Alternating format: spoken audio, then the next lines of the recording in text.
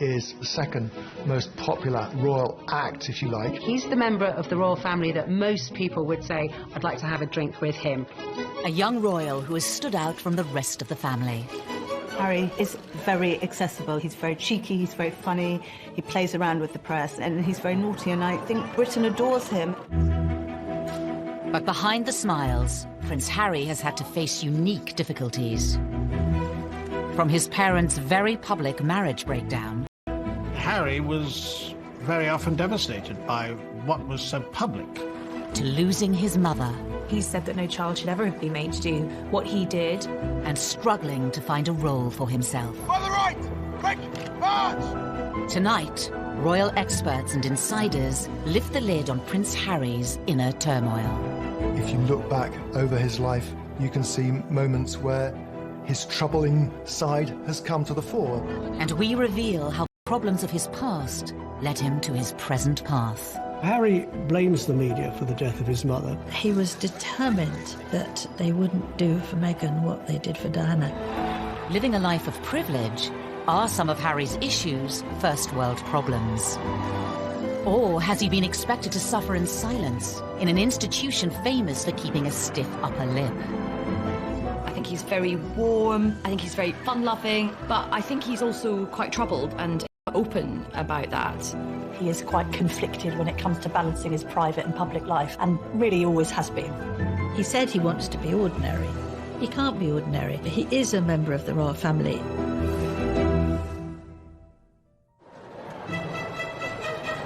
The 15th of September, 1984. The nation was at fever pitch for the birth of Prince Charles and Princess Diana's second child. Britain loves birth for a royal baby. Charles and Diana were hugely popular, and everybody wanted to see whether they were going to have a little girl or a little boy. Crowds were gathering outside the hospital, outside the gates of Buckingham Palace, and they wanted to see who was going to be on the tea towel. The guy was christened in this. Looks remarkably well despite it. From the beginning, the spotlight was on the young Prince Harry. For Diana to have another child in fairly swift succession was of course joyous, and then when the child grew up and had ginger hair... Is a role that inherently has problems attached with it. You know, if you look at the heir, if you look at Prince William, his role has always been defined. What he's going to do has always been clearly outlined. Harry, like spares historically in the royal family, has had to find a role for himself.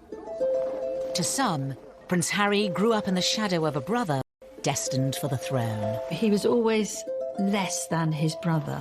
The late Queen Mother used to invite Prince William over for tea and talk to him about his future, and not invite Prince Harry. The Queen Mother always made sure that Prince William was seated in a prominent seat next to her, and Harry never was. Diana would take the two boys to Highgrove in Gloucestershire. And on this particular occasion, Diana was driving. I was sat in the front, William and Harry in the back. You know, they clearly got off to a bad start because they were both arguing before we even left. Harry out of nowhere just said, William, you know, one day you'll be king. I won't. It doesn't matter. Therefore, I can do what I like. You can take that comment two ways. It can indicate envy, if you like, that William's got this great future as king, but also there's an element of, I'm free. I'm going to be able to choose my own role in life. While the young princes may have been aware of their unequal positions, their parents were determined to raise them the same way. Diana was very conscious that she wanted the palace to treat the boys equally and to give Harry as many opportunities that were afforded to William. You know, Diana was very fair about how she treated them. There were no favourites, as I saw it.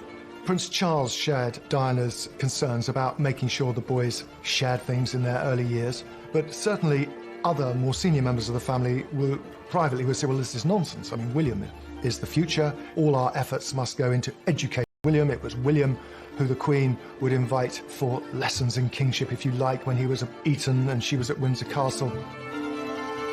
But while Charles and Diana tried hard to keep their sons happy, their own relationship faltered and ultimately failed. It is announced from Buckingham Palace that with many problems that many people in the West have all the time in growing up in a broken home, but his broken home was exposed on a most extraordinary scale. The entire planet tuned in to learn every detail about the Charles and Diana separation and divorce, and inevitably the focus on Harry and William followed. Harry was very often devastated by what was so public. He couldn't understand why his mother would wish to be so public with so much of her life. Harry was always the baby of the family, and whether it was at school or whether at home, every effort was made to shield him from the newspaper headlines and protect him from his parents, who really, by that stage, were in a pretty bad way. The War of the Waleses saw Charles and Diana's separation and divorce play out on the front pages and to TV audiences of millions. For the children to hear both parents to come on television at separate times, to admit to having affairs and to admit to how unhappy they both were when these kids were at boarding school, can you imagine how cringe-making it must have been for them? Highly embarrassing. And I don't think that makes them secure. In later years, Harry would admit his parents' divorce left him feeling like he didn't spend enough time with either of them. I think Harry found it quite difficult kind of being shared between parents and spending some time at Kensington Palace with Princess Diana and then going to Clarence House and then to Highgrove, his father's property in Gloucestershire. In this sense that he didn't really have a permanent home was difficult for him. The divorce was finalised in 1996. A year later came a far bigger blow for the royals, and especially for Harry, at the age of just 12. We have reports from Paris that Diana, Princess of Wales, has been killed in a car accident. Harry really did feel the loss of his mother. Being the youngest, he was, as much as William was close to his mother, he was probably a little bit closer. It's incredibly difficult to lose your mother at such a tender age, especially if you're in the public eye. And I think that Harry's had a unique set of circumstances to cope with.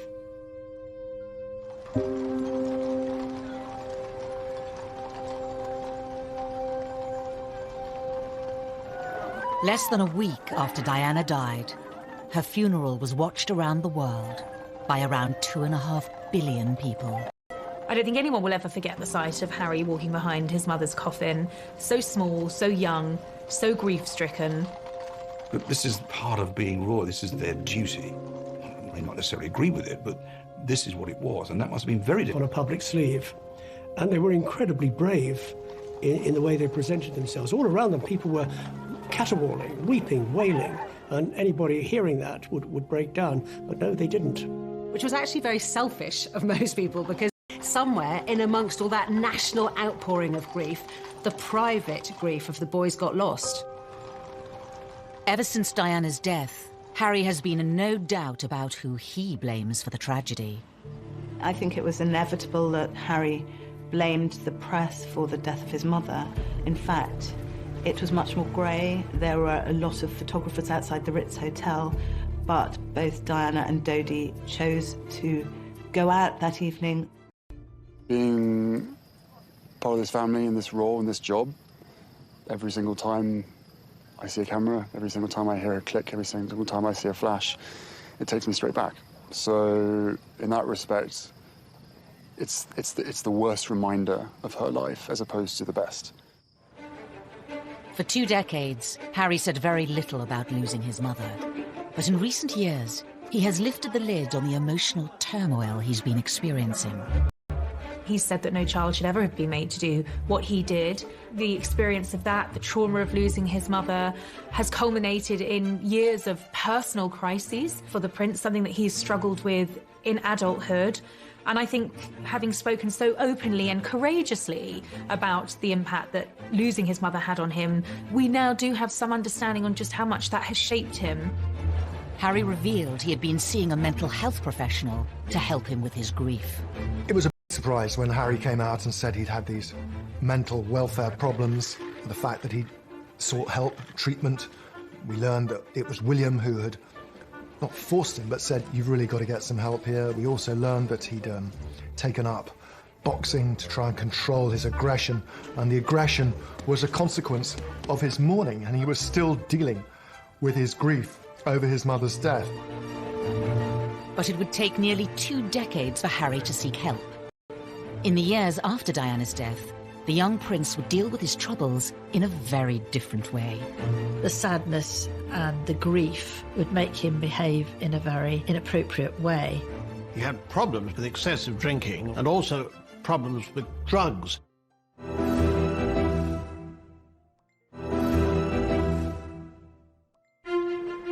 By the early 2000s, Prince Harry was privately mourning the loss of his mother. Prince Harry told me that for years he buried his head in the sand, and he thought, if I don't think about her, I won't get upset.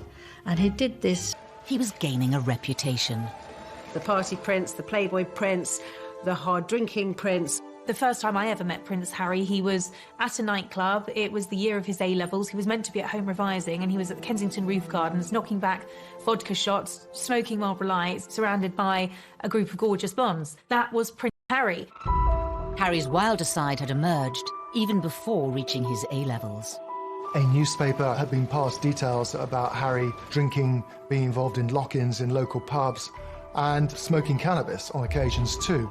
You can really understand how a lonely, privileged, unhappy prince would end up drinking and smoking and taking cannabis to fill those hours and to hang out with people who he thought really liked or even loved him. 16-year-old Harry was made to visit a drug rehabilitation clinic by Prince Charles to educate him on what could happen if he didn't change his ways. But just a few years later, it wasn't country pubs Harry was visiting. There had been a series of photographs of Prince Harry falling out of nightclubs late at night with various girls and all the rest of it. He was clearly in party mode. In 2004, Harry had an altercation with a photographer while leaving a West End nightclub. There are two sides to that story. On one hand, the photographer saying that Harry lunged at him, possibly after a few beers, and the palace saying that the photographer had knocked him with his camera. Was this kind of behaviour just part of growing up? Or did his troubles run deeper? Harry's naughtiness was sometimes just boyish, but other times was really a symptom of his deep grief. It was outlets for his despair, I think. Everything he did was always going to be examined with microscopic detail. He couldn't, in other words, get away with the kind of things that many of his teenage friends could. It was obviously also storing up that sense of resentment that Harry came to have against the media. No one's making judgments, you're just being reported. And actually, some of this has helped to fuel your popularity. People love a royal rebel at the end of the day. Regardless of public opinion, Harry has been open about his feelings towards the media. He admitted to reading coverage about himself when he turned 21. They upset me and I still read them. Why, I do not know, but I have to read them just for peace of mind, just to know what they've written. And to see who wrote it and see who took the photographs, you know, write that down for later. But there was one newspaper report about Harry's behaviour that upset many others. In 2005, while attending a costume party, Harry wore a swastika armband. That was an episode that happened when he was fully protected by the royal machine, and yet it still happened. You know, it was a grave error of judgment, and one wonders why there wasn't someone looking out for him and telling him, actually, sir. Quite unfair at the time, and I still think it was quite unfair. It was clearly not a political statement. It was clearly a stupid teenager doing a very stupid thing, thinking it was funny. Harry apologised for it. He said it was something that he regretted. It happened on the eve of him joining Sandhurst. The Royal Military Academy, Sandhurst. In May 2005, Harry spent nearly a year here training to be an officer cadet in the army, something he'd wanted for a long time. One of the things that we saw very much with Harry growing up was the fact that he absolutely adored the military. I remember him as a 5-year-old strutting up and down the road at Kensington Palace in army fatigues. Harry excelled in his training and was commissioned as an army officer in April 2006. I think Harry found purpose in the army. I think he found safety in the army, ironically, because of course it wasn't safe, but I think he found emotional safety in the army. The army allowed Harry to feel normal. That's what he wanted. It's completely normal. It's as normal as it's going to get. I'm one of the guys. I don't get treated any differently. Even though Harry felt normal in the army, the rest of the world couldn't forget he was a royal. And that brought problems. When he was told he couldn't serve on the front line, he was absolutely furious and wanted to be treated like any other soldier. I've Decided today that Prince Harry will not deploy as a troop leader with his squad. There was a U-turn on a decision to deploy Harry to Iraq in 2007 over safety fears. I joined the army unless I thought I was going to. Simple as that. If they said no, you can't go front line, then I wouldn't drag my sorry ass through Sandhurst, and I wouldn't be where I am now, because the last thing I want to do is have my soldiers sent away to Iraq or wherever like that, and for me to be held back home, twiddling my thumbs, thinking, what about David? What about Derek? At that time, everyone else was going to Iraq, and he felt he should too, and it was enormously frustrating for him. Eventually, Harry was allowed to serve in combat zones. In 2008, it was revealed that he had been deployed to Afghanistan. The day he flew out, he was ecstatic, really. He said that being in theatre in Afghanistan, something that most people would find frankly terrifying, was as normal. But his time on active duty was short-lived. A media blackout was imposed on Harry's posting for his protection until an Australian magazine revealed where he was, and he was forced to leave.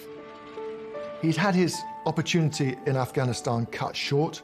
He could see which way the wind was blowing. It was unlikely he'd get another opportunity unless he could do something different. So he put himself through some really tough, and this allowed him to have a second bite at the cherry and to go back out there.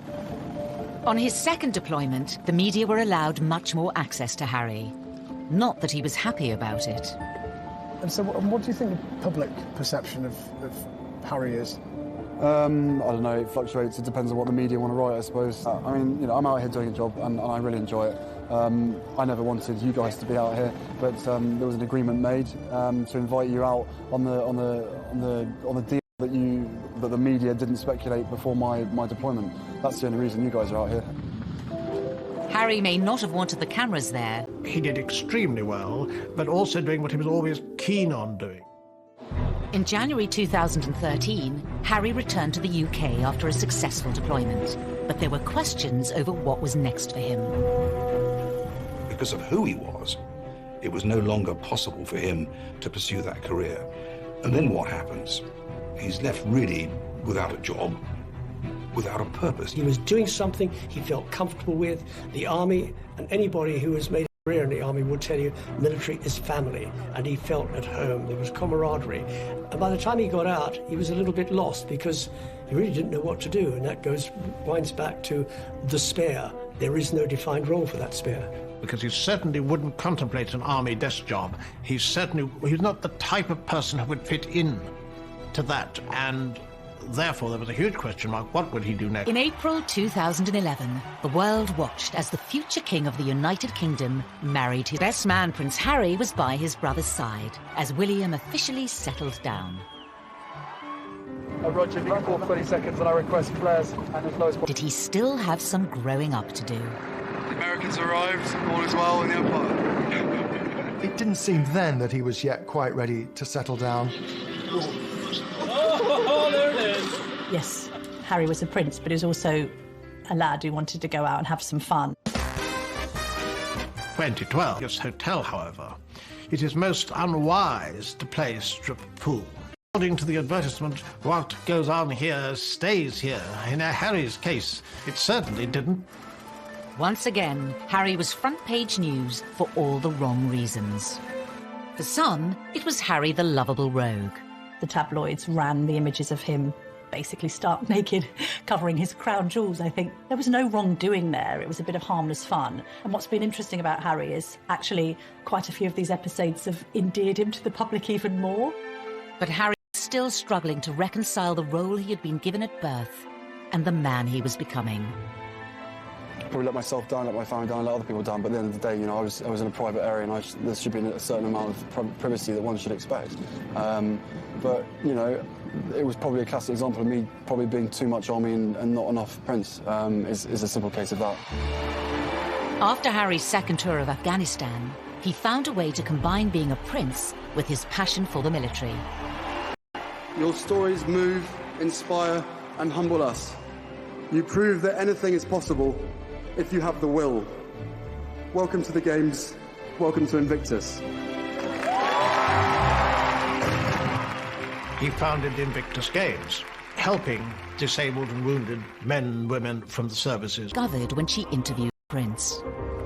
I said, well, my first question, Your Highness, is that I've seen you on so many occasions with people who are damaged, with the young, teenagers, ex-servicemen and women, and you are completely brilliant with them. You know what to say and the way to say it.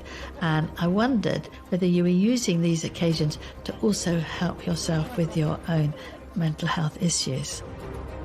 Absolute silence. And I thought, help, I'm going to be thrown out. That ages. And then he said, that's a really big question. Silence. And he said, you're right, of course. He felt that he was helping others who were probably suffering the same as he was, because those in the Invictus Games, they're also suffering. This was Harry's way, undoubtedly, of continuing links with the military, which he wouldn't do from a desk job, but wanted to do in the wider world, following his mother's footsteps as well for charitable activities.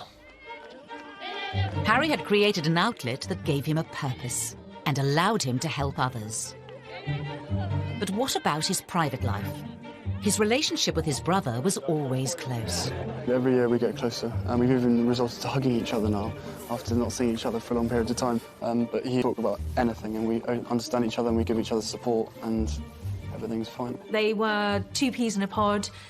They looked out for each other. We're brothers, not lovers. There's a difference. For some, Harry gaining a sister-in-law highlighted the need for him to move on and find his own partner. Inevitably, there was sort of a little bit of gentle mockery about him as a sort of the third person in the marriage of William and Kate on this occasion, of course, because they were so close, they did things together.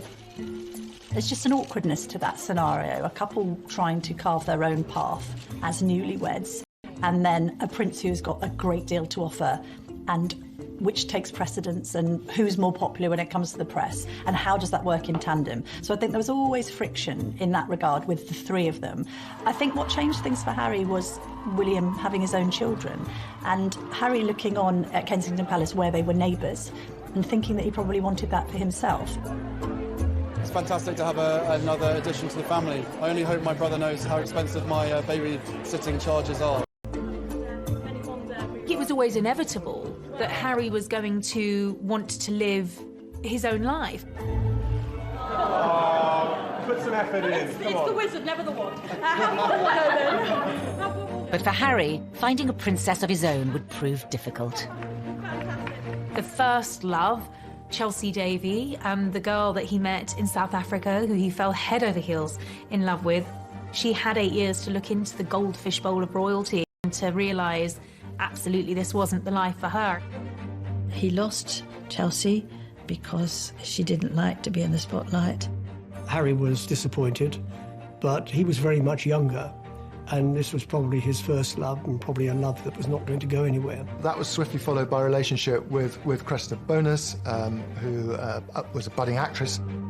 And she, too, didn't like the idea of media intrusion. Media's got a knack of destroying relationships, and she didn't like media intrusion and really did want to pursue her acting career, and she walked away. For years, Harry was troubled by his position and the scrutiny that came with it, which would scare women away. And it's quite sad when he's one of the world's most eligible bachelors, and at the same time not seeming to be able to find somebody who will take on the job of being in the public eye. There is this sense that they loved him but didn't love the idea of being royal. Then Meghan Markle entered Harry's life, offering him a genuine chance at happiness. After rumours of a relationship, the pair appeared in public together for the first time in September 2000. Different in many ways. She had a degree of fame and had lived through that herself. She was incredibly accomplished as a public performer, as an actress. It gave her great confidence. She seemed incredibly secure in herself, and she was that much older than these girls that had gone before. She'd also, of course, been married, which added an entirely different layer to the relationship. Good grief, you know, Prince Harry is punching above his weight here. There's this amazingly glamorous American actress. When I walked into that room and saw her, and there she was sitting there, I was like, OK, well, I'm going to have to up my game. It was almost as if she was a ready-made royal, and therefore a perfect fit for him.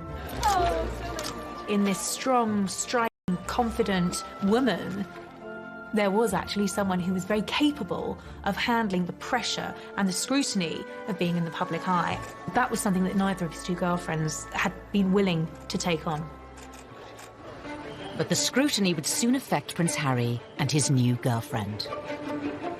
He issued an unprecedented statement saying, Meghan Markle has been subject to a wave of abuse and harassment. I did not have any understanding of just what it would be like. I don't think either of us did that. We both said that, even though we knew that it would be. You know, I tried to warn you as much as possible, but I think both of us were totally surprised by the reaction after the first 5-6 months when we had to ourselves. You could see that the old thorny issue of Harry's relationship with the press was raising its head again. Quite a lot of the press was very, very charged about her background, headlines like straight out of Compton and all of this kind of thing. There was quite an unpleasant tinge to it.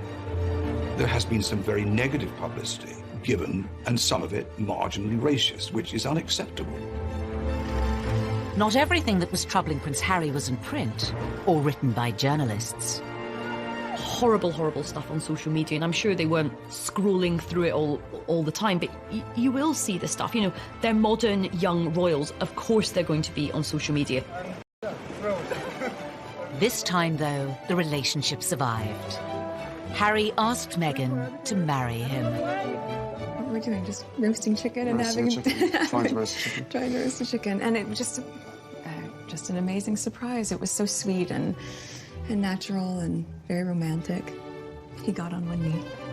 Having watched Harry grow up, the public saw this as the moment to put his past behind him. They wanted Harry to be happy. They adored Harry, and they wanted him to be content and find the right person. Well, I think that the country were overwhelmed with happiness for Harry. Heartbreaking confessions about how upset he'd been and how he'd struggled with demons for years, coming to terms with the grief of the loss of his mother. And then he should find this remarkable young woman who had such a different background from him, whom he was so clearly in love with. But was this the beginning of a fairy tale, or the start of another difficult chapter for the already troubled prince? Things were said and done in the run-up to the wedding that both sides regret, but had caused irreparable damage. The wedding day was wonderful. Meghan looked beautiful in her dress. Harry couldn't have looked happier.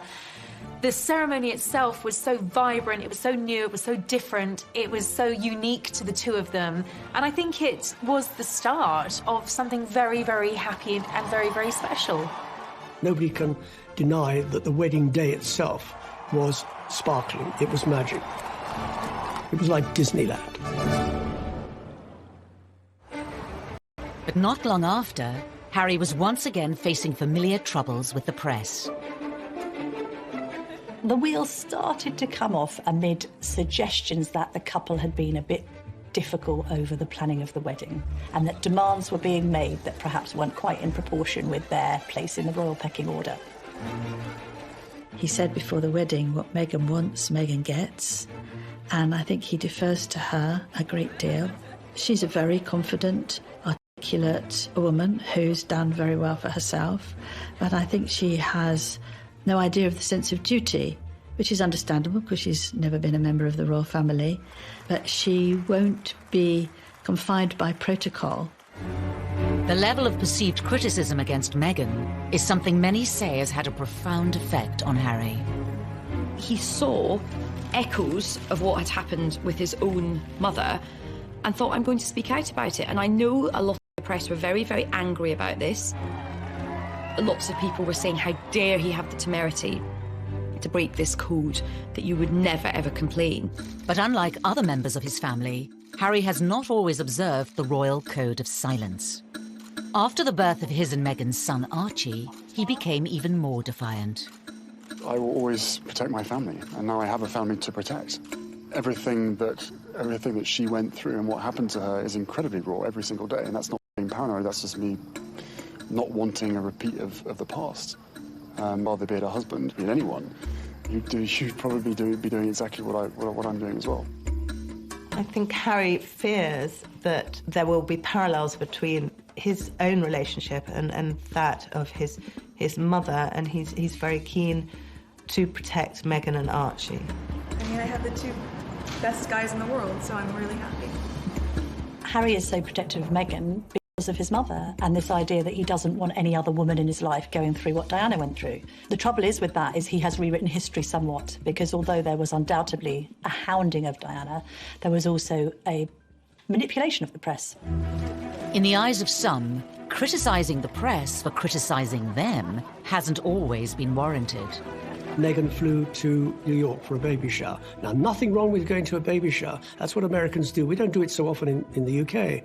But she flew over private jet. What's wrong with a commercial jet? They went to Ibiza and the south of France in private jets. What's wrong with commercial flights? And that's when they were getting criticised, because they'd been preaching climate change. They'd been preaching the environment. They'd been preaching global warming and doing all the things that they shouldn't be doing. Everybody deserves a critical word written about them. Nobody should be above reproach. The press accused them of hypocrisy, and there's no question also that they weren't, it seemed, listening to advice, paying much attention to precedent. All of this made the atmosphere very unhappy. While the press levelled criticism in public, behind palace walls, Harry was allegedly facing troubles of a much more private nature. One of the things that unquestionably adversely affected the relations between Harry and William, who were so close for so many years, was a series of rumours after the wedding. William expressed doubts to Harry as to whether or not he was too quick in being engaged to Meghan. There was a brotherly discussion, which I think was voiced out of concern from William, but was misinterpreted as a lack of support. Things were said and done in the run-up to the wedding that both sides regret, but had caused irreparable damage. Was Harry losing the one person he could trust? The brother he was so close to throughout the troubles of his childhood? There are also clearly unresolved issues and a distance between the two brothers that has never been there before. In 2019, the brothers split their royal households. And later in the year, Harry even addressed the rumours of a rift. Inevitably, stuff happens, but look, we're brothers. We'll always be brothers. We're certainly on different paths at the moment, but I will always be there for him, and as I know, he'll always be there for me. But I love him dearly, and the majority of the stuff is the majority of stuff is created out of nothing. But it's just, as I said, as brothers, you have good days, you have bad days. The writing was on the wall. It was, in effect, a declaration of independence. The Duke and Duchess of Sussex have announced that they are carving out what they call a new role for themselves. They intend to step back as senior members of the royal family and work to become financially independent.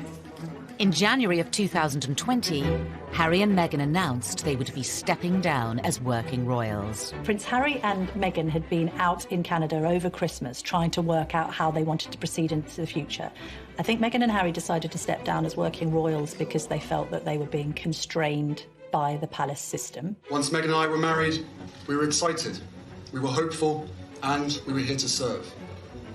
For those reasons, it brings me great sadness that it has come to this. This is unprecedented.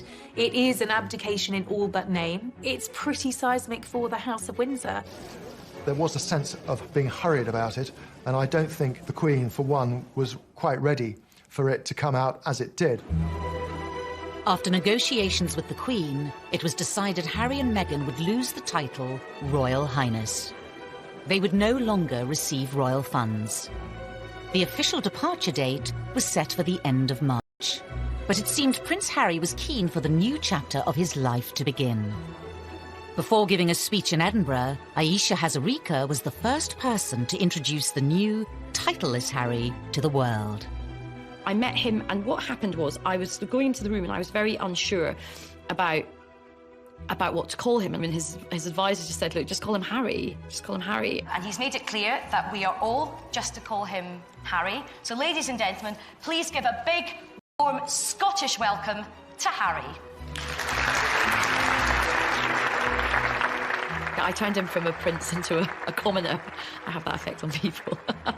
But it was actually very fitting, because this was him ending one period of his life and beginning a new period. Harry and Meghan's final royal engagement was in early March, and for some it seemed the prince's troubles were still on display. To use common parlance, the Commonwealth Day service was #AUKS. There was quite a lot of tension there. There was some interesting body language with both of the brothers studiously examining their programmes and not really talking at all. Meanwhile, Meghan's there with a megawatt smile, trying to make the best of things. The lack of warmth between them was, well, yeah, I mean, from having seen them so close for so many years, it was quite startling. The couple of Harry's troubles remains unclear. We will see whether or not it brings the contentment and the peace that they're seeking. He knows in his heart what he wants to be. He said he wants to be ordinary to me. He can't be ordinary. He is a member of the royal family. Wherever he goes, he will be known as a member of the royal family. It's still unclear how the couple's new life, away from palaces and courtiers, will pan out. The Queen has made it very clear that she would always welcome him back, and the arrangements where they have to drop titles and not receive the sovereign grant and all these restrictions are only for a year, and after that it's going to be looked at again. So they're really under the watchful eye of the royal family for the first year, which they probably don't like at all. The future for Harry and Meghan poses many questions. Will they be free to speak their mind?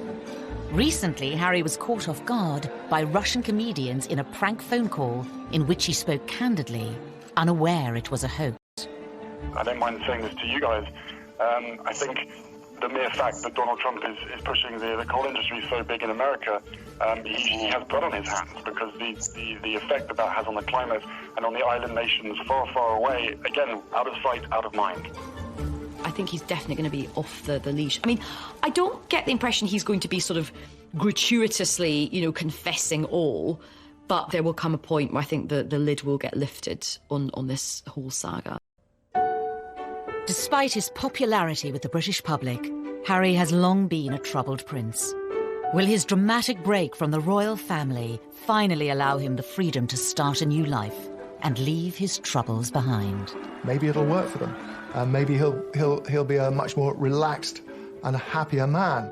They will be missed in the UK, and I just hope they find themselves and they are equally as successful as they have been. There is a great sense of loss, that this is Britain's loss, this is the royal family's loss at the end of the day, and it's North America's gain.